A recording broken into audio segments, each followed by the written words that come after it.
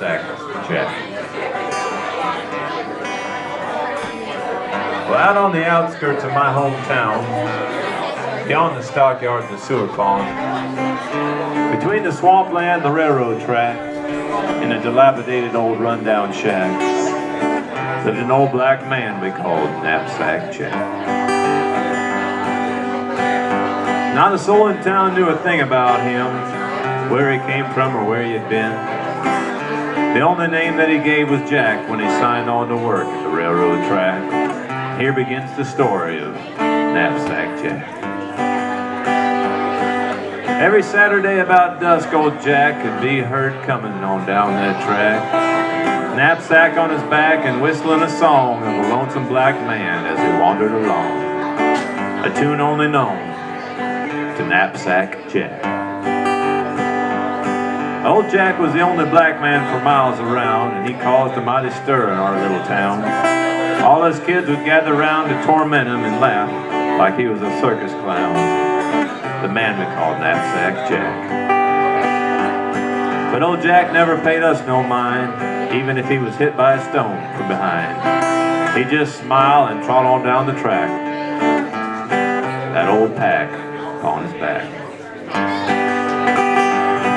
Old Knapsack Jack would wink and laugh when he saw us playing on the railroad track. If you hear that whistle, better get on back. Kids, listen to the words, Knapsack Jack.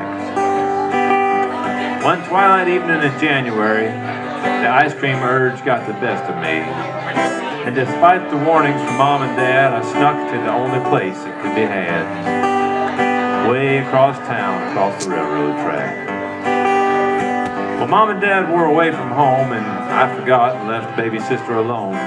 As I walked along, I heard the not-so-distant whistle of the Panama Limited coming down the track. And my heart sank down as I turned to look back and saw a tiny girl standing on the track. My yelling and waving were all in vain, for nothing I could do could stop that train. The Panama Limited coming down the track. From out of nowhere there came a scream, and in a flash the form of a man could be seen.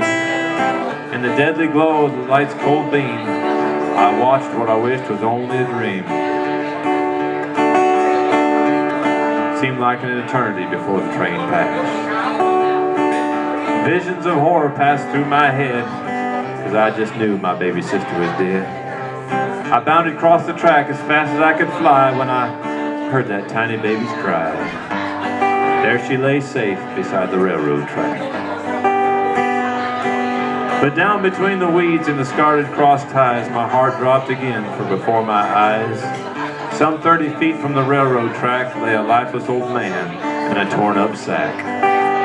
The body of the man we called Knapsack Jack. Old Knapsack Jack would wink and laugh when he saw us playing on the railroad track. You hear that whistle, better get on back. Kids, listen to the words, Knapsack Jack. Never again have I felt so scared and alone. I grabbed baby sister and headed for home. Shaking, trembling, clammy and cold, I swore that this story would never be told. The tragic end of Knapsack Jack. Folks said he was just a drunk old black man, stumbled and fell on the railroad track. Some said he lost his hearing and sight, but no one really knew what happened that night.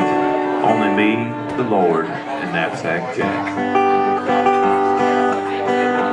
Oh Lord, my time is near the end, and I ask you to forgive me for my terrible sin. If you grant me one last request, when I die and they lay me down to rest, find that place beyond the swampland and the railroad track, and bury my body beside Knapsack Jack. Old Knapsack Jack would wink and laugh when he saw us playing on the railroad track. When you hear that whistle, you better get on back, kids. Listen to the words, Knapsack Jack. One twilight night as snowflakes danced with glee, the thoughts of the candy store got the best of me.